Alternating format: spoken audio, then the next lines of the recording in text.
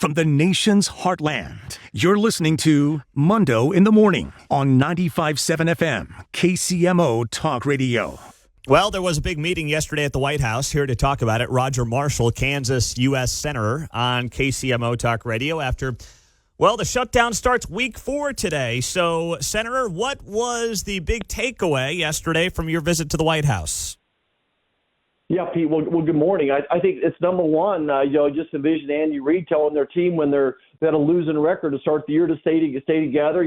So Coach Trump was saying, "Look, we need to stay together on this one.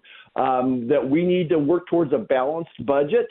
And the Democrats are asking to add $1.5 trillion to our debt right now, and not to do it. So it was stick together. We're focused. We've had a lot of successes. The most successful first 9 months of any presidency. So we've got a lot to be proud of, but let's stick together here. And the Democrats need to come to their senses, come across the aisle and open the government. And then if you want to talk about fixing health care, we're very glad to do that. Okay, so this thing is not, folks on the other side of the aisle. What are you hearing as to how and when this ends? What is their off-ramp? Yeah, well, Pete, I'm getting ready. I'll have our bipartisan prayer breakfast, which I lead. There'll be 15 or 20 of us in that here in a second. And, there's just not much chatter back and forth about it. And we just seem to be stuck. As you know, I think President Trump was one of the greater negotiators in the world. He's waiting for the right timing. And you heard earlier, I'm sure, that Chuck Schumer's almost begging to meet with him. So I think that Trump has him almost where he wants him. But not quite. We haven't, this is kind of turned on itself, turned back on the Democrats, and I think Senator Schumer realizes this isn't playing out well for them. When they voted against funding the military last week, I think you could really see the tide turn against the Democrats. It's not playing well back home. So we'll see where the president is. I think that, I would just add he's very focused on things overseas right now, really working hard to make this peace agreement in Hamas stick, and then trying to figure out some type of path to end all the killing in Ukraine and get those 20,000 kidnapped children back home as well. Yeah, it seems like he's called off a potential second visit with Putin this week. Did that come up yesterday in the meeting? And if so, what did he say? I'm trying to think. He talked for an hour. I don't recall him specifically mentioning Russia, but just as you hear all of his press conferences, I certainly do see that he's pretty locked in on things on an international basis across the world and understands that we're stuck right now. So I think he's sitting there waiting. We'll see if he wants to meet with Schumer before the end of the week. But like he said, why would you negotiate when they have a hostage? Just imagine this, Pete. Look at it like the Democrats have taken the federal government hostage. Their ransom is $1.5 trillion. Do you pay the kidnappers the $1.5 trillion? And that just reinforces them to do it more and more. So I think we're stuck right now. I want to fix health care, but not until after they open the government. Kansas U.S. Senator Roger Marshall is joining us on KCMO. So we're starting to see some of these videos that Democrats are putting out of their constituents saying, hey, look at my Obamacare costs. They were a few $100. Now they're a couple thousand. And I do wonder if that's going to be part of their political play here in the days and weeks to come. How are the Republicans going to combat that when Democrats are going to put up their constituents and say, look at what my health care costs went to? Well, I think the first thing is Democrats need to own this. The ACA, this is the ACA policies, the Obamacare policies. And there's one thing we learned about Obamacare or the ACA is it's not so affordable. I've said all along, and I didn't wake up thinking about this yesterday. I've been thinking about this for 8 years, and even longer. You go back to my private practice. There's 3 things the Democrats need to be willing to address after they open the government. Number one is the fraud. There's $25 billion of fraud right now in the people on the ACA program. 24 million people on it. It's costing the federal government $150 billion a year. There's at least $25 billion of fraud.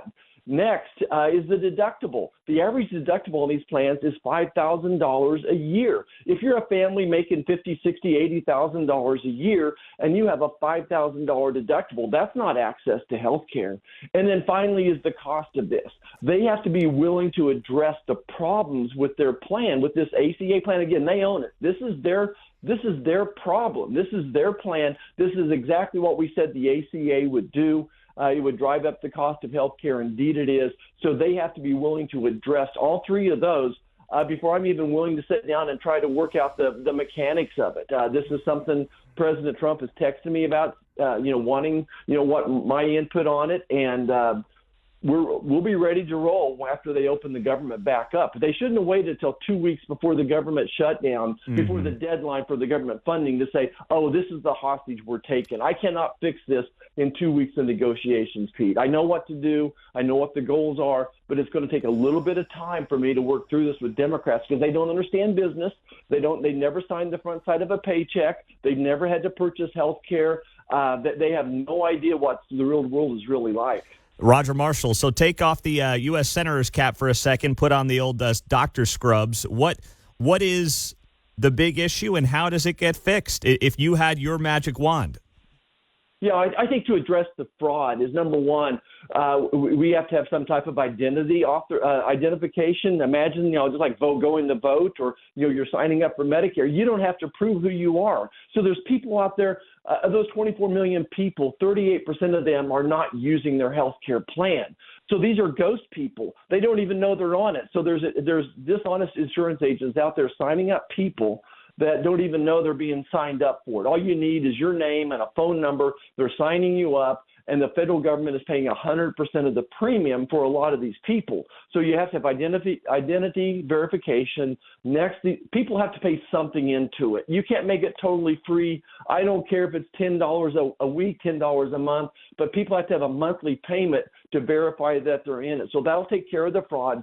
Next, what we want is transparency. So price tags bill. We're going to get that through Congress this year that makes hospitals, imaging centers, doctors post their prices before you go have your procedure done. And the next and last thing is turn people into consumers again. We want a special HSA, healthcare savings account that you could use for these. And maybe it's even partially funded by the federal government. I could go on and on. There's something called silver loading, Pete. I'll come back and talk to you about someday what the insurance companies have done that's really just corporate welfare. Gotcha. Okay. Well, no, I know there's a lot there. It does get into the weeds, and it's obviously a big part of the conversation going on right now. Speaking of conversations going on right now, Senator, what's going on and what have you said, if anything, to the president after he threw out the idea of importing beef from Argentina to try to lower prices for Americans at the counter? We've talked about this with some of the ranchers here in Kansas and Missouri this morning. We know that, they're doing well for the first time in a while. They're making a lot of money off that cattle, most of them, not all of them, but most of them are. But it's hurting people at the counter. The president's trying to balance, obviously, what's good for the cattle rancher with what's good for the consumer. What is the answer here? Well, Pete, you're right. There'll be a big announcement out of USDA today, kind of addressing some of these particular issues. I met yesterday with Secretary of Agriculture Brooke Rollins, and was immediately talking to the White House, inner White House, about the president's comments there. So I would say this: number one, the president ran on really three things: secure the border, lower the price of gases, and lower the price of groceries. Look, he secured the border. Gas prices back home this weekend, I saw some places at $2.50 a gallon. But groceries are a little sticky. They're still up 2.7%. Now, that's a far better, increase. A far better situation than under Joe Biden's 22% cumulative increase in groceries.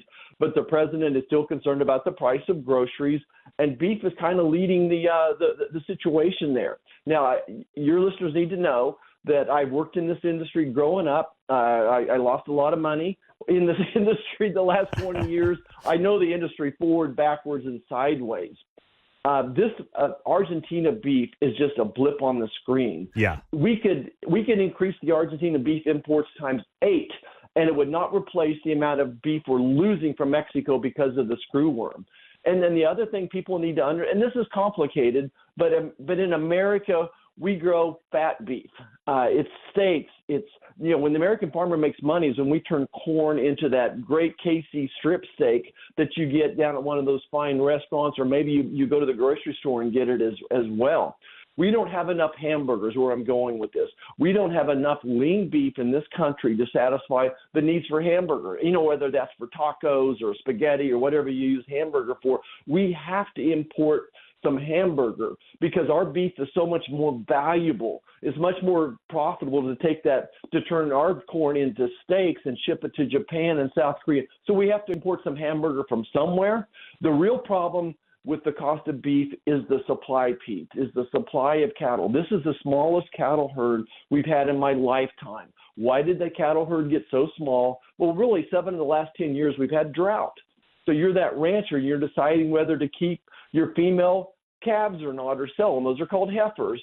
If you don't have any grass for them, you've got to sell them. Well, guess what? We've had some rain. The Flint Hills just look incredible. Cattle from all over the country come here to graze to the Flint Hills where I was born and raised. So it's looking, the supply is going to come back, but unlike chickens, it'll take 3 years to grow this herd back. But you have to have water in the ponds and you have to have hay to feed them. So that's coming back. We got the screwworm issue in Mexico, and happy to come back and talk about that someday. But we don't want to be importing cattle, live cattle from Mexico right now because of this screwworm. It could run our entire industry. Gotcha. There's a lot of balls up in the air here. Okay. And I've got my eye on all of them. Well, we appreciate you doing that, Senator. We are grateful, as always, for the time, and thanks so much for covering all the topics this morning on KCMO. All right, Pete. Good to be with you. You as well. That is Roger Marshall on 95.7 FM. A lot of the things that we talked to you about last hour, in case you missed it with the callers, on that issue of whether or not to import beef from Argentina and what exactly that means for the American rancher. Good stuff there from Doc on KCMO.